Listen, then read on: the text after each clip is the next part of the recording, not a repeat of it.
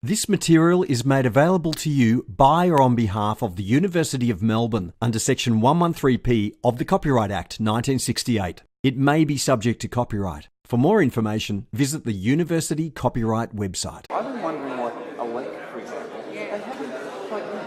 I'm always wondering about okay, now we're ready to start. I know.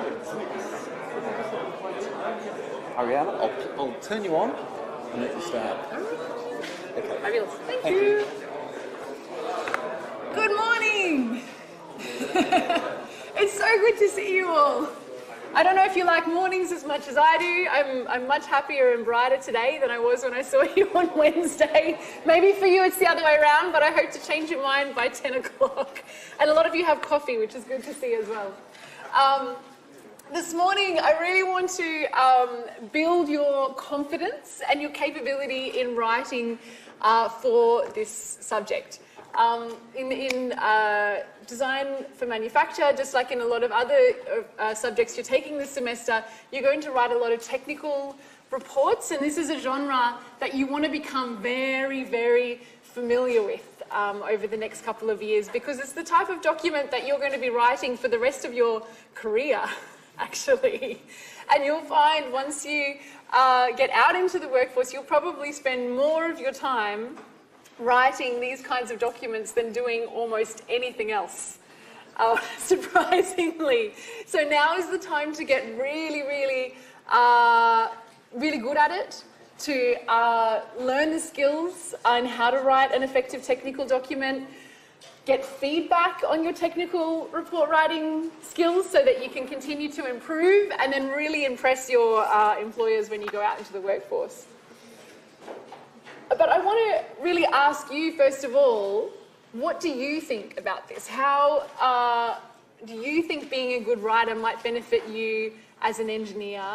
And why do you think engineers need to be good writers? Why would we focus on that so much? So look around, look in front of you, behind you, talk to the person next to you, tell them what you think first of all, and then I want to hear what you think. Go ahead, 1 minute.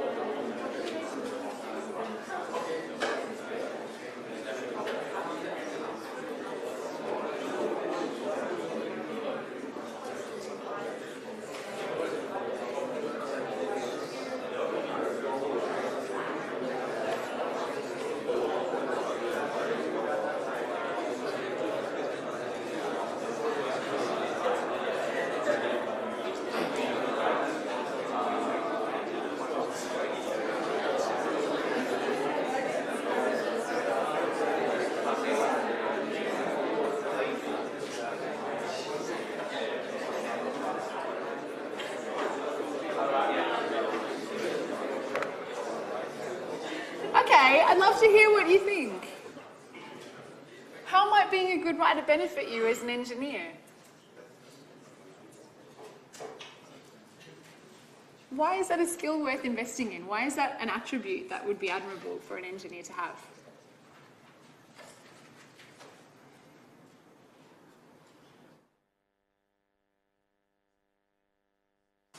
I know you know. Writing reports is the only way that you really convey your work to non-engineers. Yeah, absolutely. And it becomes a permanent record of that as well. Sometimes you might present about it in a meeting or what have you, but most of the time you're going to need it in writing. That decision that you've made, how you've come to that decision, what evidence you've used to justify that particular recommendation that you're making, or that particular material you've decided to use, or that particular method you've decided to use. And it's a permanent document then, isn't it? For months, for years, for decades even. So that if anything were to happen down the line and they need to track back why that particular material was used or why that particular technique was used, they can clearly see who made that assessment, how they made that assessment, how they justified that particular decision. So the way you, not just what you write, but the way you write it provides that permanent record. And you're right, it is the primary way in which we communicate these thoughts, because otherwise we're in the corner of the office and we're doing our calculations and our research and we're making our decisions, but without putting it down on paper, we haven't actually clarified that thinking and we haven't shared that thinking with anyone in a really permanent way. So therefore, why do you need to be good at this? Why do you think it's not enough just to be able to write it all down, but why do you have to be particularly good at it? I think you need to use the good writing to comfort your sponsors, to give you more fun. You might need to ask for funding. Yeah, this is true. If you need to write an effective proposal to be able to justify some more research funding coming in, if you're working in the research area, for example, or you're wanting to demonstrate to a client, if you're in the bidding process for a project, that your company is going to provide the best balance of quality and budget and outcomes, etc. Yeah, absolutely. And the way you write it matters, because you want to be clearly understood. You don't want anything to be ambiguous. You want it to be an easy read so that people continue to read all the way through and understand you and hear you and pay attention to what you're saying. Because sometimes these decisions really matter. You might have done some really impressive calculations. You've made a decision that this particular technique is the right technique to use. And if you articulate it well, you'll be able to convince the client or your other colleagues who are working on that project that that is the right decision and that is the right technique to proceed with. But if you're not able to quite articulate that well enough, no matter how good that decision is, it won't be heard and it won't necessarily translate into action from them, and that's what you really want. We know that this particular study suggests that engineers spend around 40% of their time writing. I think some engineers would argue it's more like 80% of their time writing. And we, in Academic Skills, really like to believe that this is proof of your clear thinking. And I think this quote is exactly what you're putting forward. It's your way of sharing that clear thinking with others. We know these are professional attributes that you're expected to have. Engineers Australia tell us so, and employers tell us so as well. The skills that I last checked this, in 2017, but the skills at the time that were most commonly listed in advertisements for engineering jobs. Communication skills came out as number 1 and writing skills number 2. So we know this is what employers are actually asking for from you. I'm going to take you through the process that you're going to use to write the technical documents in this subject, and I want to share a few tips with you to make that process easier and particularly looking at some of the pain points along the way as well. Focusing just on the writing stage and the editing stage in particular. And we'll be breaking that down into 4 areas: structure, style, clarity, and editing. So starting with structure, technical documents, technical reports, if you've written them up until now, you'll know don't necessarily follow a traditional IMRAD structure, like a scientific lab report necessarily. And the body of the report is really quite substantial, and I'll give you some tips later as to how you might like to structure that body of the report, what kinds of headings you might like to use, because they will be vastly different depending on the purpose of your report and the content of that report. Can you put your hand up if you've read some technical reports before? Awesome, awesome. What have you noticed when you've read them? Has anything really stood out to you? You thought, oh, that's a little bit different, that's a little bit unusual, or that's very typical in this particular area? What have you noticed? Yeah? The executive summary, really the only thing anyone really Executive summary is really crucial, isn't it? And for, just to remind everyone, what's an executive summary? What do we include in it? What is it for? Essentially all the findings of the report conveyed in one letter, one page. Yeah. Absolutely. So the executive summary isn't to tell everyone what is coming in the report, but it's actually to tell them what is in it. So what have you done? What have you found? How did you find it? What are the outcomes? What does this mean? Essentially, you could just read that and it should tell you everything you need to know. Is that right? Yeah. And probably the closest approximation would be the abstract that you would normally read in a journal article. It really has that same purpose, doesn't it? What else have you noticed about technical reports that you've read in the past?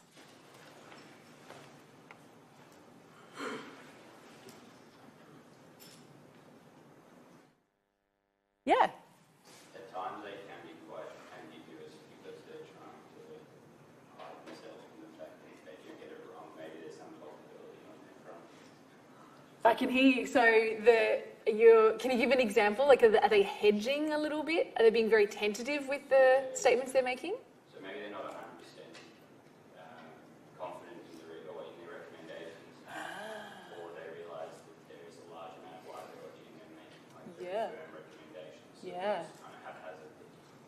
So things like it may be considered to be, or this could be considered. Oh, even in my opinion, that's interesting. Yes, and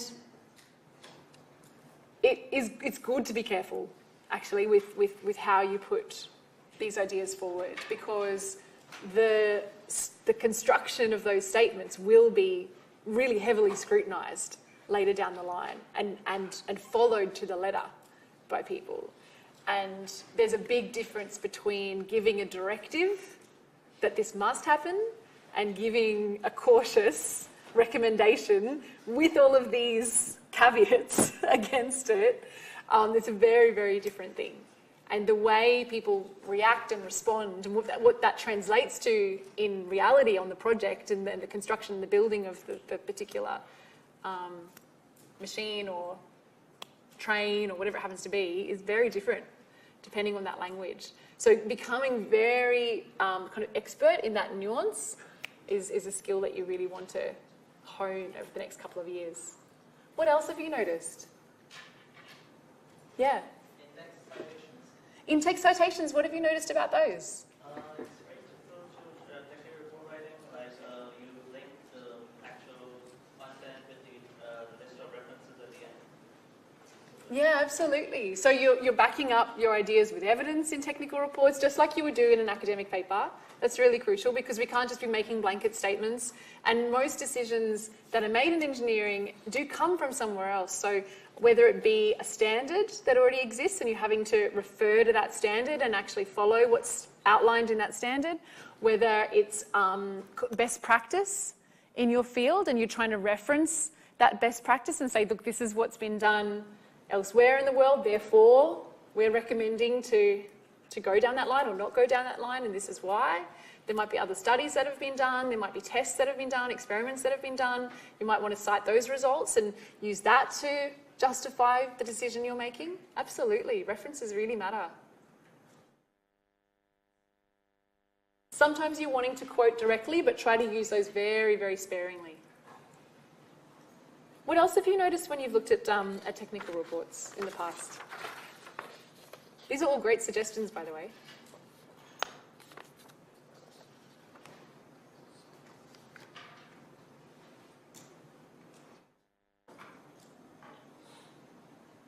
Okay, if anything else kind of comes to mind as we go through, please shout out. This is an example of what you might see in a contents page. Sometimes these documents are huge, aren't they? So you might have like 1 or 2 or 3 pages sometimes of contents to really help your reader to get to the section of the document that matters to them, that they're going to care about the most. It's really traditional to use this kind of numbered heading system and decimal point numbering system for the subheadings as you go down. You probably have noticed that in the reports that you've looked at.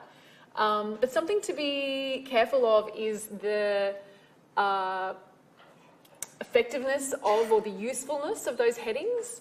So if you could call out for me really quickly, would you prefer to see a series of headings like the ones in column A or the ones in column B?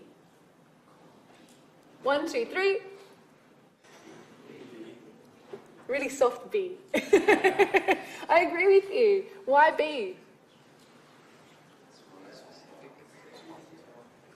Is it more informative for you? Yeah? You can know a little bit more. Otherwise you're like, I don't know what ATIS is. Or analysis of what? So think about your reader when you're crafting your headings to make it as easy for them to understand as possible. What's wrong with these headings though? There's something funny about them.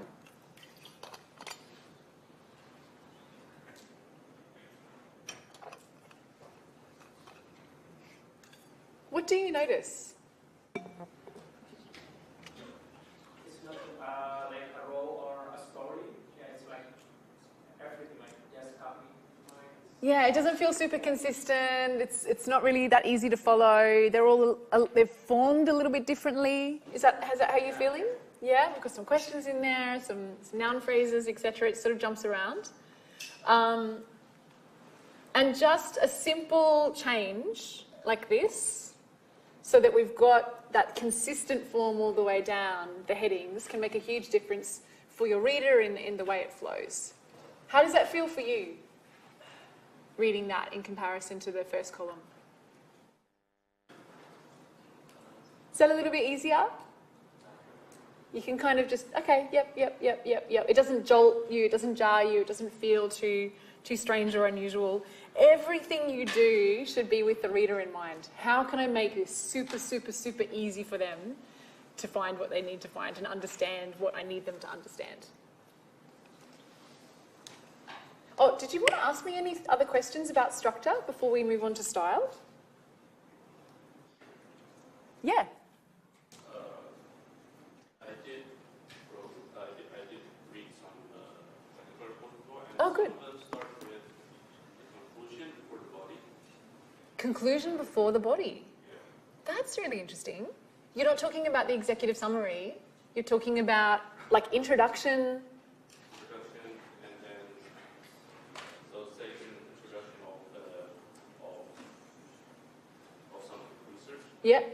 Then in the research we're trying to do something, and then before we explain how we do the research, we start with the conclusion. Ah, that's really interesting. That's a very common structure if you're writing an essay, for example, especially in Australia. We almost always give away the conclusion before we go down to explain how we came to that conclusion. Colin, have you seen that kind of structure very much in technical reports though? It's not like there's a reveal or like a horror movie or a drama. that would upset a boss or a client. Just how much is it going to cost? How are you going to do it? And can you justify it? Okay. People want that up front. That's why we have executive summaries. Okay. That's just in my experience. Yeah. And I think what you've noticed is something like introduction, conclusions or recommendations, and then body. Yeah. Would you see that very often? No. Okay, does that help? It's good that you're paying attention to this though, and I encourage you all to do this, not just with technical reports, but with journal papers that you're reading, any kind of document. Pay attention to how are people structuring this, what style of language are they using, what's the norm in my discipline, in my field. And if it is effective for you, try to mirror it. If it looks like an anomaly, then maybe reconsider it. It's a great question. Yeah. I just always looking up. If you've seen it, it means it exists, which sort of means that there's a boss somewhere that likes it that way. Yeah. Now, a lot of what later in the subject, we're going to have Chen talk about the customer. The customer is always right. If the customer wants that style, that's the way you write it. Yeah. Because you're going to be more likely to get the job or the contract.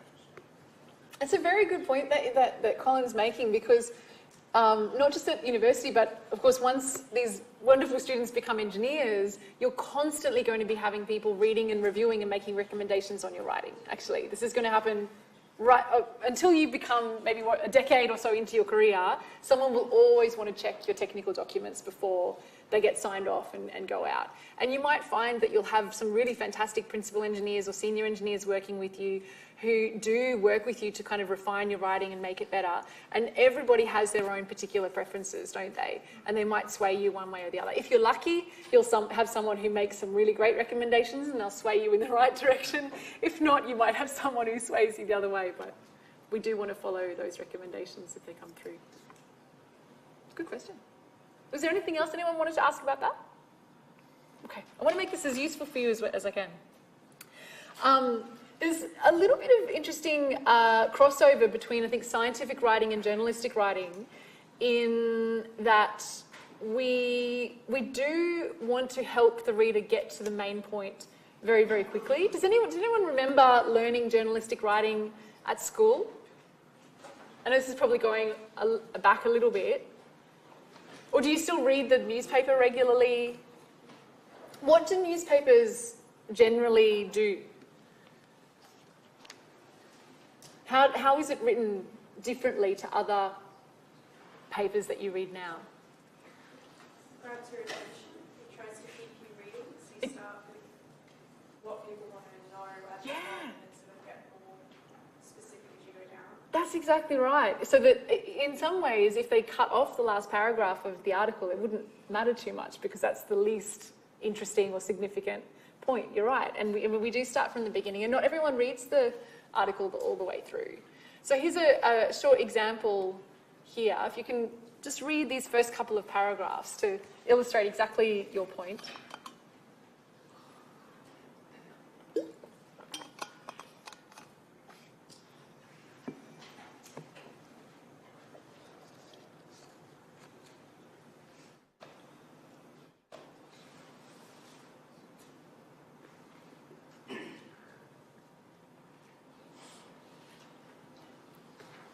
And what the journalist has tried to do is to give you this kind of inverted triangle.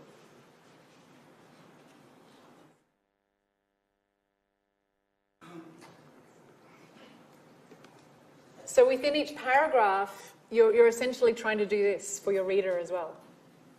It's the key thing they need to know, and then the supplementary information after it. Because you're absolutely right, you're wanting to grab people's attention and tell them what's most crucial. And you get to decide what you think is most crucial. And you can mirror that in every paragraph that you write. Just one idea at a time, though, of course. So having a look at this paragraph here, we're going to try and construct a topic sentence for it. I'll give you a minute to read it.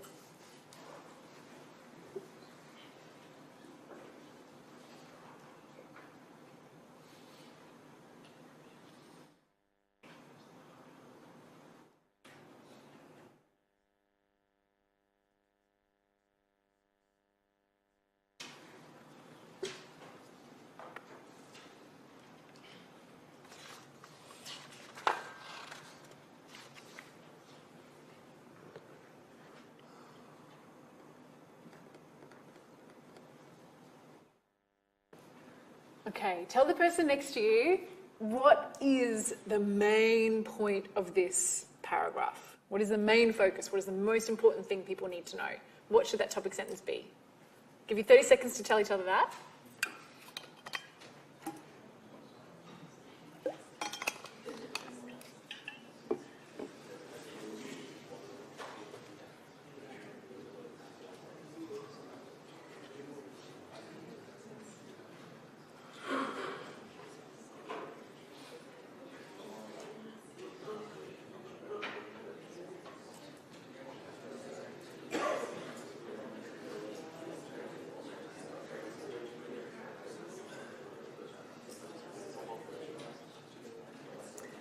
Okay. What is the main focus of this paragraph? What should this topic sentence be?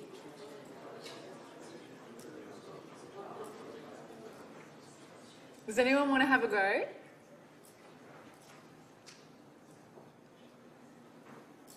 Just to guess is fine. It won't be exactly the same as the author wrote it. That's okay.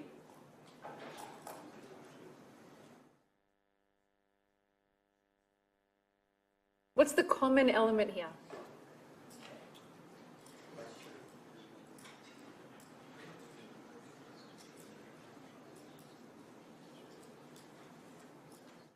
Would you like to see, and maybe then you can just compare your thinking with what the author wrote? Would that be useful?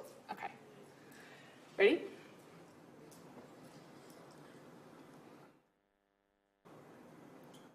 Does that feel kind of reasonably close to what you were thinking? How much easier is it now to understand the content of that paragraph now that we have that topic sentence there? With that missing, we're losing what is the common thing that draws all this together. How do all of these ideas connect? But with that topic sentence there, it grounds us, it centres us, it focuses us. And then we know everything coming after it is all going to be discussing this one point. So if you can make that a habit for yourself as you're working on your writing, then that would be really, really useful. And try and vary your sentence length as much as you can. We usually recommend that sentences on average are about 15 to 25 words. Sometimes shorter, sometimes longer.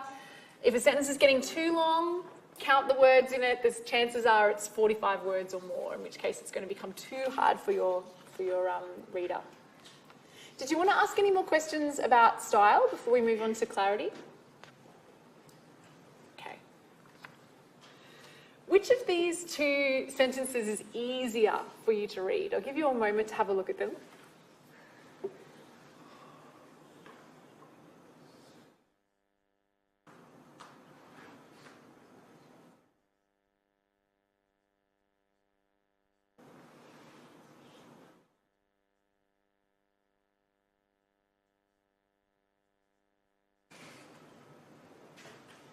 I'll let you call out all at once so I can hear it all together. Ready? 1, 2, 3. B. That was a strong B this time. I'd agree with you. Why is B easier to read?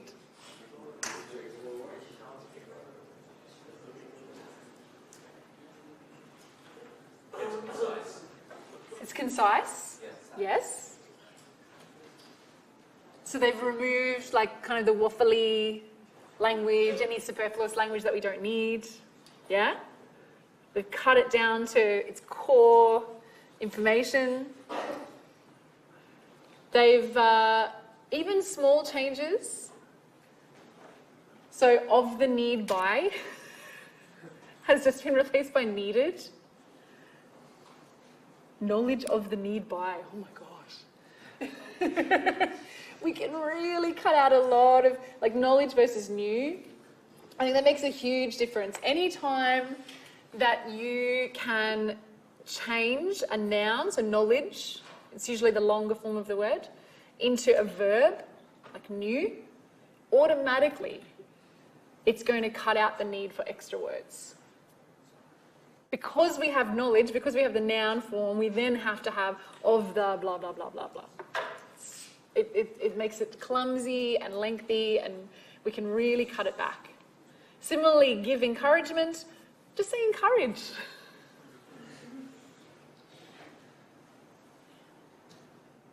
All of these little tricks can really help you. And a question to always ask yourself, if you're finding when you're editing your work that there are some waffly sentences in there that you're really wanting to make more concise, as you very rightly put, just ask yourself, what is the main subject of this sentence? Who is the main actor in this sentence? It doesn't always have to be a person, it can be a thing, but what is my main topic? Put that at the front of your sentence.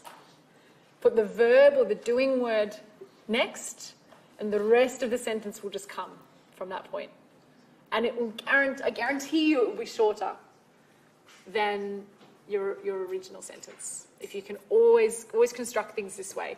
And students often ask me when I suggest that in a one-to-one appointment that, but won't all my sentences sound the same? Won't it feel really repetitive? But actually it won't, Because even though you've always got that act-to-action pattern, everything that comes after it, that structure is different every time. But it just makes it clearer, it's more concise. Your reader isn't having to wait until the end of the sentence to find out what you're talking about. You're telling them right up front. The governor vetoed, okay, what have they, now I'm waiting, what have they vetoed? And you're waiting to find out, rather than, you know, the higher state taxes was yada, yada, yada, yada, yada, vetoed by the governor. We shouldn't have to wait for that at the end. Try with number 1 and number 2 with the person next to you. See if you can do this. So the intention of the safety inspector is to audit the processes. Tell the person next to you who is the real actor and what is the real action in each of these sentences. I'll give you 1 minute to do that. Go.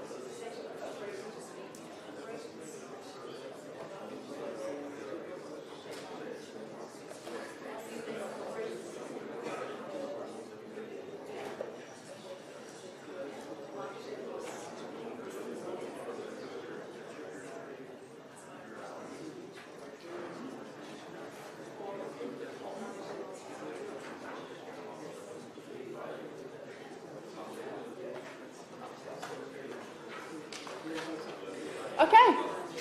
Tell me, number 1, first of all, what's the real subject of this sentence?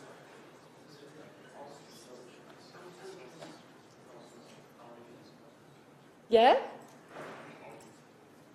The audit process? Or the safety inspector? Yeah? That's the person doing the thing? Okay. So if we start with that, the safety inspector audited, will audit the processes. Or if you want to keep intention, what's the verb form of intention? What's the doing word for intention? Intend. It can even be the safety inspector intends to audit the processes. It's up to you. Nice. We don't need this long, the intention of. You're cutting it back. Well done. Second one's a little bit more interesting. There's a few different variations you could create here. What's your gut feel? What's the main subject of sentence 2? Market share loss. Okay, let's go with that as the first example. So if market share loss is your main focus, what's the verb that would go with it?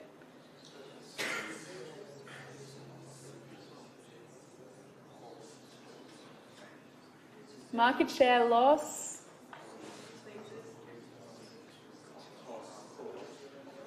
Caused. Yeah? And what's a simpler way of saying cessation? Ceased? Stopped? Cessation feels very obtuse. So market share loss.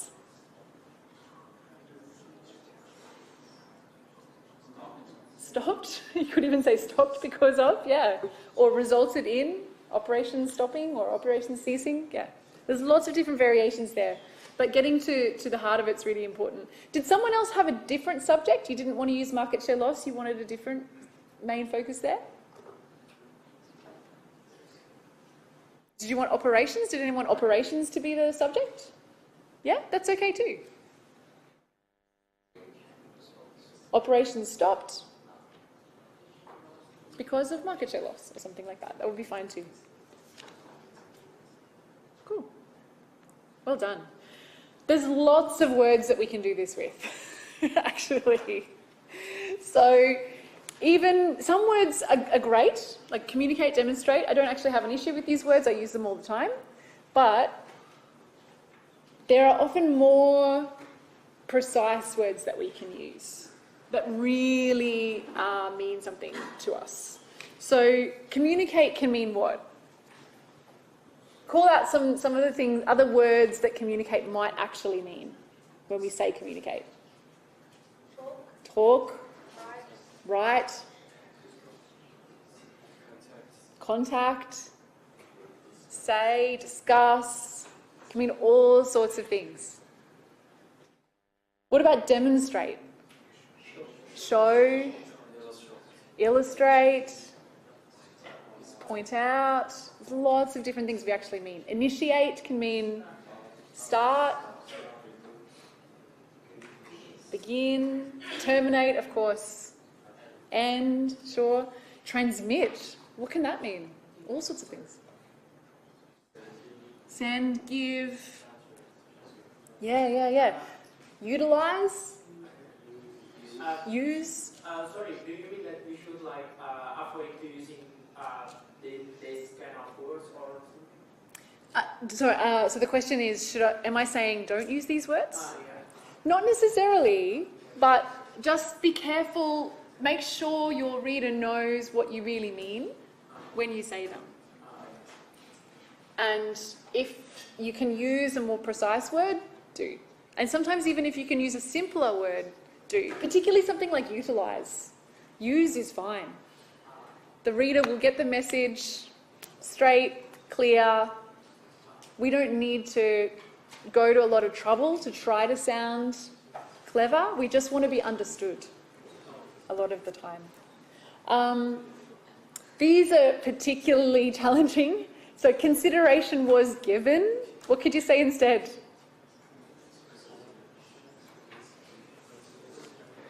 Consider, yeah?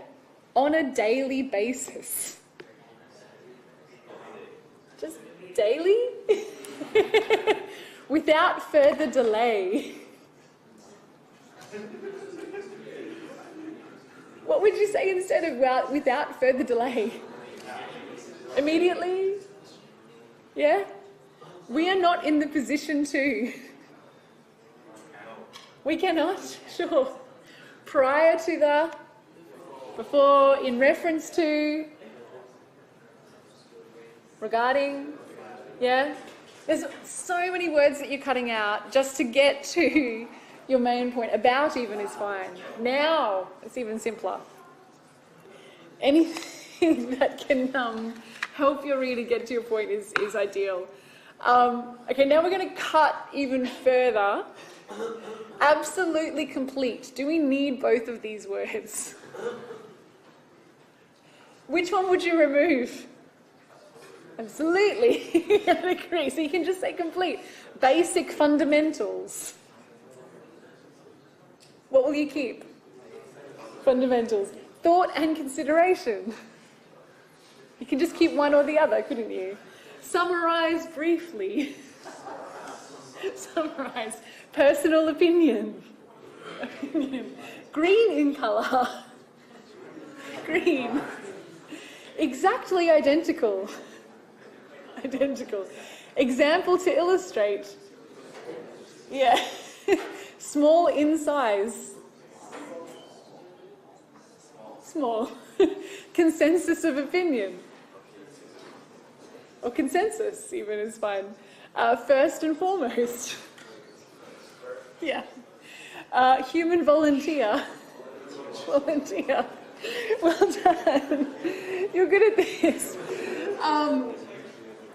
I don't know if any of you, can you put your hand up actually if you've started using any software to help you to kind of cut out this sort of superfluous language in your writing? Grammarly? Yeah. It's it will almost certainly, if you put these terms into Grammarly, tell you to remove one of them because you don't need it. All right, we're going to bring all of this together just to give you confidence to walk away knowing that you can do this. We've got this sentence here. Your challenge is to improve it.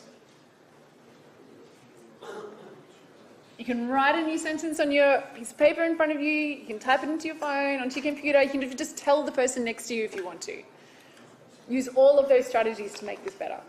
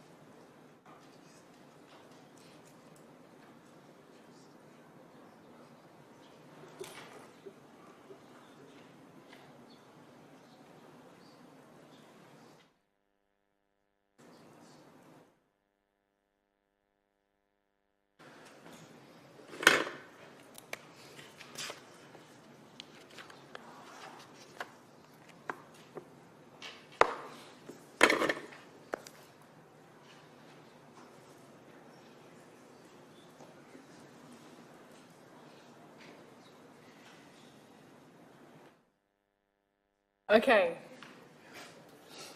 Tell me, how can we make this sentence clearer and more concise? There'll be lots of different versions of it and they'll all be just fine. Go for it.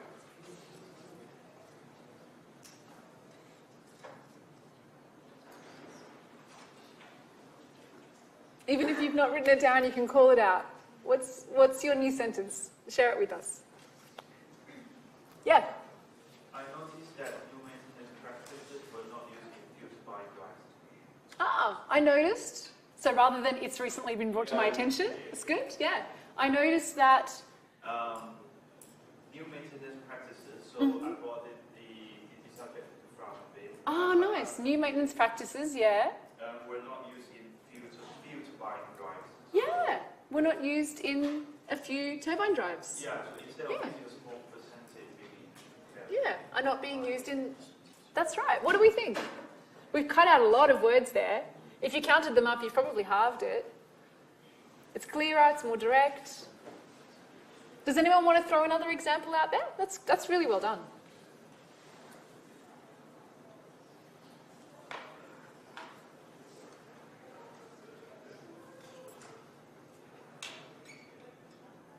I like that. Hopefully what you've done is very similar. Even a small percentage of the turbine drives have not been correctly maintained.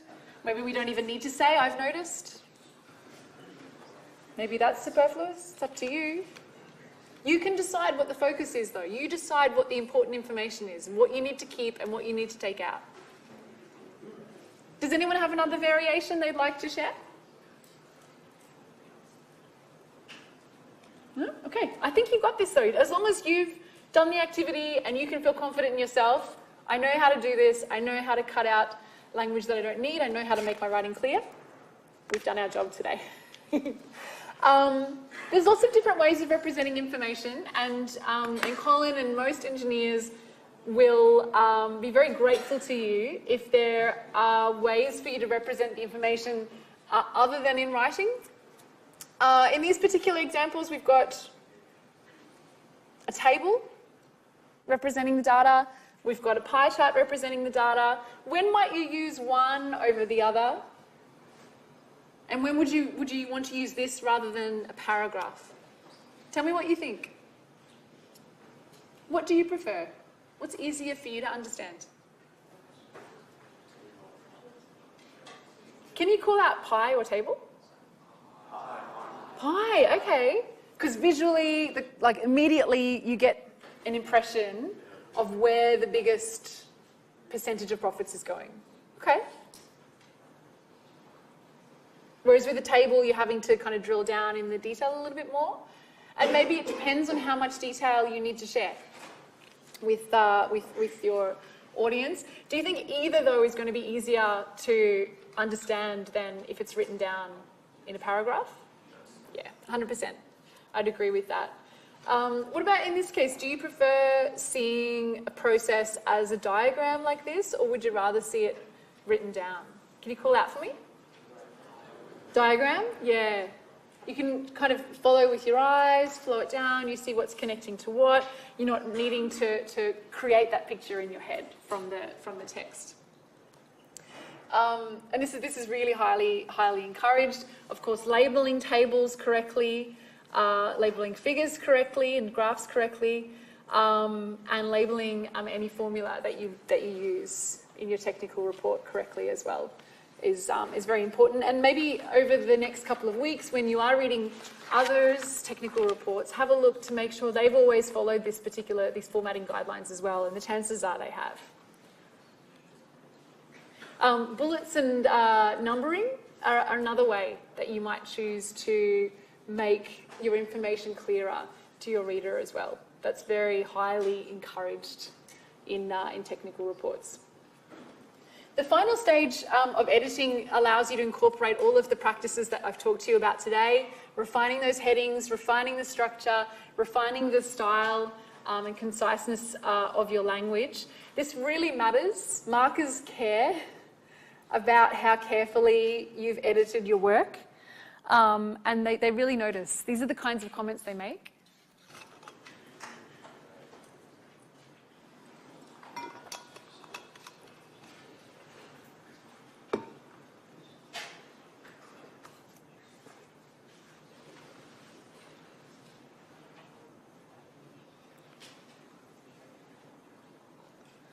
And I think it's always helpful and reassuring to know that it's okay to not have a perfect first draft. I believe like every draft is a perfect draft because it's exactly that. It's still a draft. You know you're going to go back and you know you're going to fix it and refine it and perfect it. And that's the way it should be done. And that's the way most writers write.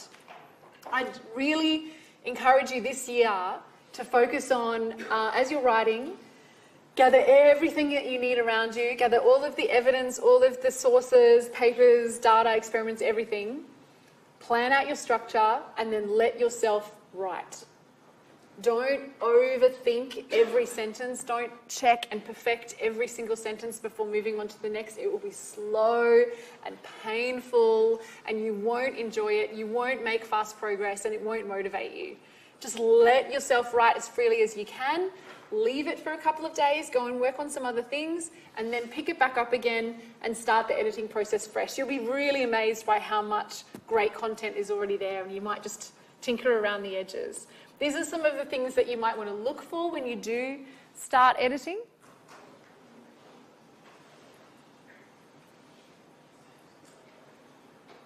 Particularly those first three. Your marker will be looking for that first and foremost. That will be very frustrating for them if they can't find that. So really, really question yourself hard when you're looking at your own editing.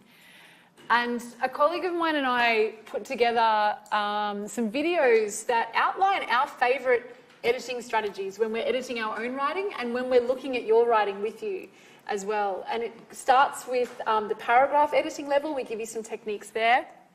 We then move on to a technique called sift and sort editing, which is actually quite fun and quite practical, and it allows you to be more objective in the editing process. We teach you how to create a reversed outline, which is a really useful way of improving the structure of your writing. And then finally, a topic sentence paragraph, which is a great way to check and just confirm that every idea is flowing in the right order and supports your main argument. You're very lucky, I think, in the Melbourne School of Engineering because the Melbourne School of Engineering puts on a special English language development program just for your school. And it's usually only available in your first or second semester of your master's degree. Hopefully you will have, if you've sat the Diagnostic English Language Assessment, the DELA, you would have already received your results, and that might include a recommendation to join this program. But even if you miss the DELA for some reason, or you're just motivated to do as well as you possibly can, if you take note of that registration link, you can register today. The classes don't start until week 3. They go for an hour and a half each week from week 3 to week 10, and they don't have any extra assessment. There's no homework, there's no exam at the end of it. Everything that they teach you is tailored specifically to developing the skills you need to do really well in your assessments, and you can take them forward to other subjects that you're working on as well. So do take advantage of that, because you'll miss out if you don't do it in your first couple of semesters. And otherwise, as I think I said on Wednesday, Academic Skills is here for you all the way through. It's been a pleasure meeting you all this week, and I really wish you the best of luck. Thank you.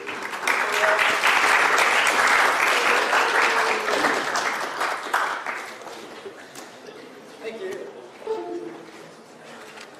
Oh, I had a question. Sorry, before you go, this is relevant to you, really important. At the moment, the design drop-in sessions are only, your practical sessions are on Thursday. And now I teach mechanical design third year as well. I've got too many D for 7 slots that I don't need. And there was at least 2 students that have come down and said, I've got lectures every hour on that Thursday. If I said to you, Tuesday or Monday, around midday, let's just go midday Monday. Has anyone got a lecture on midday Monday? Thank you. And then midday Tuesday, lecture? Or busy all the time. So Monday looks to be a better day. Sorry, you've got something both, but there's more hands going up on Tuesday. Thank you. This is just the first draft. Next week on the Tuesday there's active learning tutorials.